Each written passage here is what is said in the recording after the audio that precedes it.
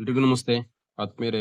ನಾನು ನಿಮ್ಮ ಸತೀಶ್ HR. ಸ್ನೇಹಿತರೆ, 2026 ಮತ್ತು 27ನೇ ಶೈಕ್ಷಣಿಕ ಸಾಲಿನಲ್ಲಿ ರಾಜ್ಯ ಪಠ್ಯಕ್ರಮದ ಶಾಲೆಗಳಲ್ಲಿ 1ರಿಂದ 10ನೇ ತರಗತಿಯವರೆಗೆ ಸೇತುಬಂಧ ಉಪಕ್ರಮವನ್ನು ಅನುಷ್ಠಾನಗೊಳಿಸುವ ಕುರಿತು ರಾಜ್ಯ ಶಿಕ್ಷಣ ಸಂಶೋಧನಾ ಮತ್ತು ತರಬೇತಿ ಇಲಾಖೆ ದಿನಾಂಕ 19/5/2026 ಹೊರಡಿಸಿರ್ತಕ್ಕಂಥ ಸುತ್ತೋಲೆಯ ಮಾಹಿತಿಯನ್ನು ತಮ್ಮೊಟ್ಟಿಗೆ ಹಂಚಿಕೊಳ್ಳೋದಕ್ಕೆ ಬಯಸ್ತೇನೆ.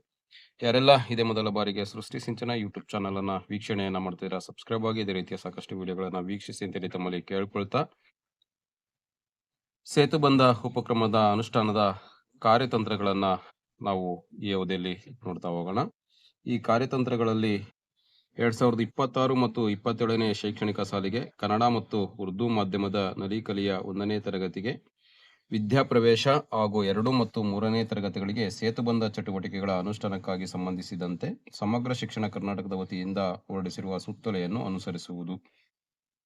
ಕಲಿನಲಿಯು 1ನೇ ತರಗತಿ ಶಾಲಾ ಪ್ರಾರಂಭದ ಮೊದಲ 30 ದಿನಗಳ ವಿದ್ಯಾಪ್ರವೇಶ ಹಾಗೂ 2ರಿಂದ 10ನೇ ತರಗತಿಗಳಿಗೆ ಮೊದಲ 15 ದಿನಗಳ ಸೇತುಬಂಧ ಉಪಕ್ರಮವನ್ನು ಅನುಷ್ಠಾನ ಮಾಡಲು ನಿಗದಿಪಡಿಸಲಾಗಿದ್ದು ಅದರಂತೆ ಕ್ರಮವಹಿಸುವುದು.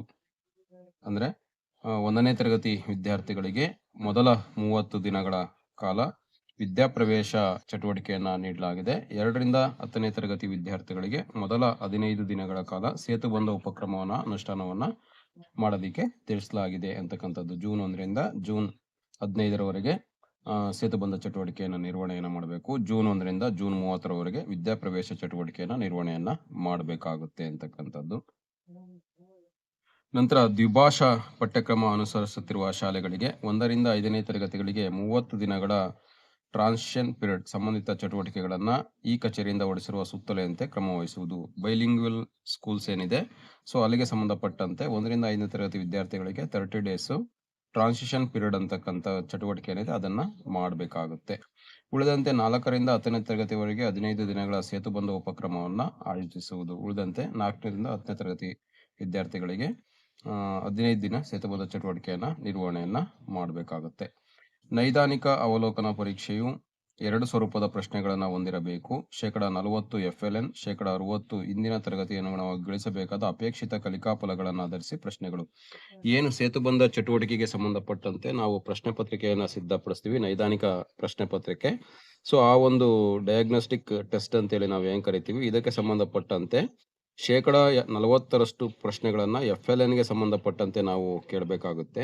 ಇನ್ನು 60%ರಷ್ಟನ್ನ ಕಳೆದ ತರಗತಿಗೆ ಸಂಬಂಧಪಟ್ಟಂತ ಅಪೇಕ್ಷಿತ ಕಲಿಕಾ ಫಲಗಳನ್ನು ಆಧರಿಸಿ ನಾವು ಪ್ರಶ್ನೆಗಳನ್ನ ಕೇಳಬೇಕಾಗುತ್ತೆ. ಇಲ್ಲಿ ಒಂದು ಗಮನಿಸಬೇಕಾಗಿರ್ತಕ್ಕಂಥದ್ದು, ಉದಾಹರಣೆ, ನಾನು 2ನೇ ತರಗತಿ ವಿದ್ಯಾರ್ಥಿಗಳಿಗೆ ಸೇತುಬಂಧ ಚಟುವಟಿಕೆಯನ್ನ ಮಾಡ್ತಾ ಇದ್ದೀನಿ ಅಂತ ಹೇಳಿದ್ರೆ 40% ಪ್ರಶ್ನೆಗಳನ್ನ ನಾವು FLNಗೆ ಸಂಬಂಧಪಟ್ಟಂತೆ ತೆಗಿಬೇಕಾಗುತ್ತೆ.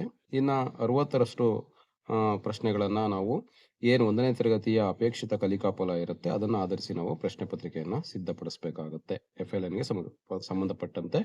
ಫಾರ್ ಎಕ್ಸಾಂಪಲ್, ನಾನು 2ನೇ ತರಗತಿ ಅಂತ ಹೇಳಿದೆ, ಈ ಟೆಕ್ಸ್ಟ್ ಬುಕ್ ಅಲ್ಲಿ ಓರಿಯೆಂಟಲ್ಲಿ ಕೊಟ್ಟಿರ್ತಾನೆ ಸೇತುಬಂಧ ಚಟುವಟಿಕೆ, ಅದನ್ನು ಹೊರತುಪಡಿಸಿ 4ನೇ ತರಗತಿ ವಿದ್ಯಾರ್ಥಿಗಳಿಗೆ, 5ನೇ ತರಗತಿ ವಿದ್ಯಾರ್ಥಿಗಳಿಗೆ, 6, 7 ತರಗತಿ ಈ ರೀತಿ ಮಾಡುವಾಗ ನಾವು ಈ ಕ್ರಮವನ್ನ FLN ಮತ್ತೆ ಅಪೇಕ್ಷಿತ ಕಲಿಕೆಯನ್ನು ಆಧರಿಸಿ ಪ್ರಶ್ನೆ ಪತ್ರಿಕೆಯನ್ನು ಸಿದ್ಧಪಡಿಸಬೇಕಾಗುತ್ತೆ.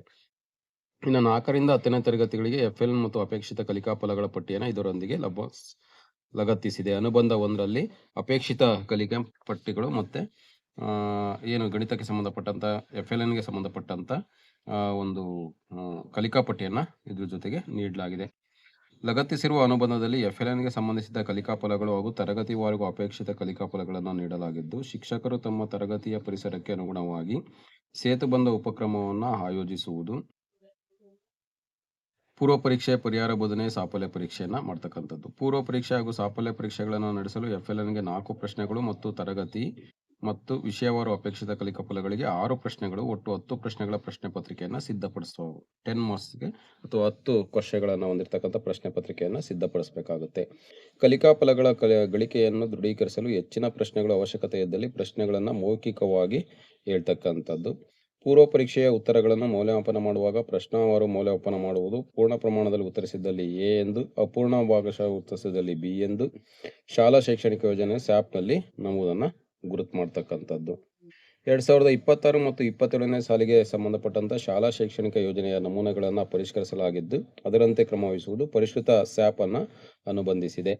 4ರಿಂದ 10ನೇ ತರಗತಿವರೆಗೆ ಪ್ರಶ್ನೆ ಪತ್ರಿಕೆ 1ರಿಂದ 4ನೇ ತರಗತಿಗಳಿಗೆ ಬಿ ಗ್ರೇಡ್ ಪಡೆದಿರುವ ವಿದ್ಯಾರ್ಥಿಗಳನ್ನು FLN ಸಾಧಿಸದೇ ಇರುವ ವಿದ್ಯಾರ್ಥಿಗಳು ಎಂದು ಗುರುತಿಸಿಕೊಳ್ಳುವುದು. ನೋಡಿ, ಬಹಳ ಮುಖ್ಯವಾಗಿ ಗಮನಿಸಬೇಕಾಗ್ತಕ್ಕಂಥದ್ದು, 4ರಿಂದ 10ನೇ ತರಗತಿವರೆಗೆ ಏನು ಪ್ರಶ್ನೆ ಪತ್ರಿಕೆಯ 1ರಿಂದ 4ನೇ ಪ್ರಶ್ನೆಗಳಲ್ಲಿ ಬಿ ಗ್ರೇಡ್ ಪಡೆದಿರುವ ವಿದ್ಯಾರ್ಥಿಗಳನ್ನು FLN ಸಾಧಿಸದೇ ಇರುವ ವಿದ್ಯಾರ್ಥಿಗಳನ್ನು ಗುರುತಿಸಿಕೊಳ್ಳುವುದು. ಉದಾಹರಣೆ, 10 ಪ್ರಶ್ನೆಗಳನ್ನು ನೀವು ತೆಗಿತಿದ್ದೀರಿ ಅಂತ ಹೇಳಿದ್ರೆ 40% ಅಂದರೆ 4 ಪ್ರಶ್ನೆಗಳನ್ನು FLNಗೆ ಸಂಬಂಧಪಟ್ಟಂತೆ ನಾವು ತೆಗೆದಿರ್ತೀವಿ. ಉಳಿದಂತೆ ತರಗತಿ ಮತ್ತು ವಿಷಯವನ್ನು ಆಧರಿಸಿ ಏನು ಇಂದಿನ ಪ್ರಶ್ನೆ ಪತ್ರಿಕೆಯ 6 ಪ್ರಶ್ನೆಗಳನ್ನು ತೆಗೆದಿರ್ತೀರಿ ಇಂದಿನ ತರಗತಿಯಲ್ಲಿ ಇರ್ತಕ್ಕಂಥದ್ದು. ಅದರಲ್ಲಿ ಮೊದಲ 4 ಪ್ರಶ್ನೆಗಳಲ್ಲಿ ಏನಾದರೂ ಕೂಡ ಬಿ ಗ್ರೇಡನ್ನು ಪಡ್ಕೊಂಡಿದ್ರೆ ಅಂಥ ಮಗುವನ್ನು FLNಗೆ ಸಂಬಂಧಪಟ್ಟಂಥ ಮಗು ಅಂತೇಳಿ ತಾವು ಗುರುತಿಸಬೇಕಾಗುತ್ತೆ. ಮೌಲ್ಯಮಾಪನವನ್ನು ಆಧರಿಸಿ ವಿದ್ಯಾರ್ಥಿಗಳ ಕಲಿಕೆಯನ್ನು FLN ಪ್ರಗತಿ ಮತ್ತು ಅಪೇಕ್ಷಿತ ಕಲಿಕಾ ಫಲಗಳ ಕಲಿಕೆಯನ್ನು ಸ್ಯಾಪ್ ನಮೂನೆ 4A ಮತ್ತು 4B ನಲ್ಲಿ ದಾಖಲಿಸುವುದು. ಬಿ ಗ್ರೇಡ್ ಪಡೆದಿರುವ ವಿದ್ಯಾರ್ಥಿಗಳ ಮಾಹಿತಿಯನ್ನು ಸ್ಯಾಪ್ ನಮೂನೆ 5A ಮತ್ತು 5B ನಲ್ಲಿ ದಾಖಲಿಸುವುದು. FLN ಮತ್ತು ಅಪೇಕ್ಷಿತ ಕಲಿಕಾ ಫಲಗಳಿಗೆ ಅನುಗುಣವಾಗಿ ಚಟುವಟಿಕೆಗಳನ್ನು ಪ್ರತ್ಯೇಕವಾಗಿ ರೂಪಿಸಿಕೊಂಡು ಬಿ ಗ್ರೇಡ್ ಪಡೆದಿರುವ ವಿದ್ಯಾರ್ಥಿಗಳಿಗೆ ಪರಿಹಾರ ಬೋಧನೆಯನ್ನು ಕೈಗೊಳ್ತಕ್ಕಂಥದ್ದು. 1ರಿಂದ 10ನೇ ತರಗತಿವರೆಗೆ DSRT ವೆಬ್ಸೈಟ್ನಲ್ಲಿ ಲಭ್ಯವಿರುವ ತರಗತಿವಾರು ಮತ್ತು ವಿಷಯವಾರು ಕಲಿಕಾ ಸಾಮಗ್ರಿಗಳಾದ ಸೇತುಬಂಧ ಸಾಹಿತ್ಯವನ್ನು ಬಳಸಿಕೊಳ್ತಕ್ಕಂಥದ್ದು. ಕಲಿಕಾ ಚೇತರಿಕೆ, ಕಲಿಕಾ ಬಲವರ್ಧನೆ ಮತ್ತು ಕಲಿಕಾ ಫಲ ಆಧಾರಿತ ಪ್ರಶ್ನೆ ಕೊಟ್ಟಿಗೆ ಚಟುವಟಿಕೆಗಳನ್ನು ಬಳಸಿಕೊಂಡು ಚಟುವಟಿಕೆಗಳನ್ನು ನಿರ್ವಹಿಸುವುದು. ವಿದ್ಯಾರ್ಥಿಗಳ ಕಲಿಕಾ ಅನುಭವಗಳನ್ನು ಆಧರಿಸಿ ರಸಪ್ರಶ್ನೆ, ಲಿಖಿತ ಮತ್ತು ಮೌಖಿಕ ಪ್ರಶ್ನೆ ಪತ್ರಿಕೆಗಳ ಸರಳ ಯೋಜನೆಗಳನ್ನು, ಸರಳ ಚಟುವಟಿಕೆಗಳು, ಸಂಭಾಷಣೆ, ಅಭ್ಯಾಸ ಹಾಳೆಗಳು, ಗೃಹಪಾಠ ಮತ್ತು ಇನ್ನಿತರ ಚಟುವಟಿಕೆಗಳನ್ನು ಮೌಲ್ಯಮಾಪನ ಮಾಡುವುದು. ಪರಿಹಾರ ಬೋಧನೆ ನಂತರ ನಿಗದಿಪಡಿಸಿದ ಕಲಿಕಾ ಫಲಗಳಿಗೆ ಅನುಗುಣವಾಗಿ ಸಾಫಲ್ಯ ಪರೀಕ್ಷೆಯನ್ನು ಕೈಗೊಂಡು ಅದರ ಮೌಲ್ಯಮಾಪನವನ್ನು ಆಧರಿಸಿ ವಿದ್ಯಾರ್ಥಿಗಳ ಕಲಿಕೆಯನ್ನು ಪೂರ್ವ ಪರೀಕ್ಷೆಯಲ್ಲಿ ಗುರುತಿಸಿದಂತೆ ಎ ಮತ್ತು ಬಿ ಎಂದು ಗುರುತಿಸಿ ಸ್ಯಾಪ್ ನಮೂನೆ 4A ಮತ್ತು 4B ನಲ್ಲಿ ದಾಖಲಿಸುವುದು. FLN ಮತ್ತು ಅಪೇಕ್ಷಿತ ಕಲಿಕಾ ಫಲಗಳನ್ನು ಸಾಧಿಸಿರುವ ವಿದ್ಯಾರ್ಥಿಗಳ ಕಲಿಕಾ ಪ್ರಗತಿಯನ್ನು ನಿರಂತರವಾಗಿ ಅನುಪಾಲನೆಯನ್ನ ಮಾಡತಕ್ಕಂಥದ್ದು. ಅಪೇಕ್ಷಿತ ಕಲಿಕಾ ಫಲಗಳನ್ನು ಸಾಧಿಸದೇ ಇರುವ ವಿದ್ಯಾರ್ಥಿಗಳಿಗೆ ಪರಿಹಾರ ಕ್ರಮಗಳನ್ನು ಕೈಗೊಂಡು ಸೆಪ್ಟೆಂಬರ್ ಅಂತ್ಯ ಮತ್ತು ಡಿಸೆಂಬರ್ ಅಂತ್ಯಕ್ಕೆ ಮೌಲ್ಯಮಾಪನವನ್ನು ಮಾಡ್ತಕ್ಕಂಥದ್ದು. ವಿದ್ಯಾರ್ಥಿಗಳ ಪ್ರಗತಿಯನ್ನು ಆಧರಿಸಿ ಶಾಲಾ ಶೈಕ್ಷಣಿಕ ಯೋಜನೆಯನ್ನು ಸಿದ್ಧಪಡಿಸಿ ಪ್ರತಿ ಮಗುವಿನ ಕಲಿಕಾ ಪ್ರಗತಿಗೆ ನಿರಂತರ ಅನುಪಾಲನೆಯನ್ನ ಮಾಡ್ತಕ್ಕಂಥದ್ದು. ಸೇತುಬಂಧ ಉಪಕ್ರಮದ ಅವಧಿ ಮುಗಿದ ನಂತರ ವಿದ್ಯಾರ್ಥಿಗಳಲ್ಲಿ ಬುನಾದಿ ಸಾಮರ್ಥ್ಯವನ್ನು ತರಗತಿಯನ್ನು ಗಳಿಸಬೇಕಾದ ಕಲಿಕಾ ಫಲಗಳ ಗಳಿಕೆಯಾಗದಿದ್ದಲ್ಲಿ ಆಯಾ ವಿಷಯದಲ್ಲಿ ಪೂರ್ವಸಿದ್ಧತಾ ಚಟುವಟಿಕೆ ನಿರ್ವಹಣೆ ಮತ್ತು ಪುನರ್ವರ್ತನೆ ಸಮಯದಲ್ಲಿ ವಿಶೇಷ ಆದ್ಯತೆಯನ್ನು ನೀಡ್ತಕ್ಕಂಥದ್ದು. ಇದಿಷ್ಟು ಕೂಡ ಒಬ್ಬ ತರಗತಿ ಶಿಕ್ಷಕನಾಗಿ ಅಥವಾ ಶಾಲಾ ಮುಖ್ಯೋಪಾಧ್ಯಾಯರಾಗಿ ಶಾಲಾ ಶಿಕ್ಷಕರಾಗಿ ಸೇತುಬಂಧ ಚಟುವಟಿಕೆಯನ್ನು 2026 ಮತ್ತು 27ನೇ ಶೈಕ್ಷಣಿಕ ಸಾಲಿನಲ್ಲಿ ಯಾವ ರೀತಿ ನಿರ್ವಹಣೆಯನ್ನು ಮಾಡಬೇಕು ಅಂತಕ್ಕಂಥ ಸಂಪೂರ್ಣ ಮಾಹಿತಿಯನ್ನು ಈ ಸುತ್ತಲೆಯಲ್ಲಿ 19/5/2026 ಹೊರಡಿಸಿರ್ತಕ್ಕಂಥ ಸುತ್ತಲೆಯಲ್ಲಿ ಸಂಪೂರ್ಣವಾಗಿ ಮಾಹಿತಿಯನ್ನು ನೀಡಲಾಗಿದೆ ಅಂತಕ್ಕಂಥದ್ದು. ಇನ್ನು ಮೇಲ್ವಿಚಾರಣೆ ಮತ್ತು ಅಧಿಕಾರಿಗಳ ಜವಾಬ್ದಾರಿಗಳು ತಮಗೆ ಗೊತ್ತಿದೆ. ಉಸ್ತುವಾರಿ ಅಧಿಕಾರಿಗಳು CRP ಅವರು ಇರ್ತಾರೆ, BRPs ಇರುತ್ತೆ, ECOಗಳು ಇರ್ತಾರೆ, ಮತ್ತು BO ಇರ್ತಾರೆ, BRC ಕೋಆರ್ಡಿನೇಟರ್ಸ್ ಇರ್ತಾರೆ, ಡಯಟ್ ಅಧಿಕಾರಿಗಳಿರ್ತಾರೆ, ರಾಜ್ಯಾಂತರದ ಅಧಿಕಾರಿಗಳು ಇರ್ತಾರೆ. ಭೇಟಿ ನೀಡಿದಂಥ ಅಧಿಕಾರಿಗಳಿಗೆ ಏನು ನಮ್ಮ ಶಾಲಾ ಹಂತದಲ್ಲಿ ಮಾಡಬೇಕಾಗಿರ್ತಕ್ಕಂಥ ವಿದ್ಯಾಪ್ರವೇಶದ ಚಟುವಟಿಕೆ ಆಗಿರ್ಬೋದು, ಸೇತುಬಂಧ ಚಟುವಟಿಕೆ ಆಗಿರ್ಬೋದು, ಸೇತುಬಂಧಕ್ಕೆ ಸಂಬಂಧಪಟ್ಟಂಥ ನೈದಾನಿಕ ಪರೀಕ್ಷೆ ಅಥವಾ ಪೂರ್ವ ಪರೀಕ್ಷೆ ಮತ್ತು ಸಾಫಲ್ಯ ಪರೀಕ್ಷೆ, ಆಮೇಲೆ ಸ್ಯಾಪ್ ನಿರ್ವಹಣೆ ಅಂತ ಮತ್ತು ಎಲ್ಲವನ್ನು ಕೂಡ ಅದನ್ನು ನೋಡೋದಕ್ಕೆ ಅವರಿಗೆ ಅವಕಾಶವನ್ನು ನೀಡಲಾಗಿದೆ ಅಂತಕ್ಕಂಥದ್ದು ಮಾನಿಟರಿಂಗ್ ಆಫೀಸರ್ಸ್ಗಳಿಗೆ.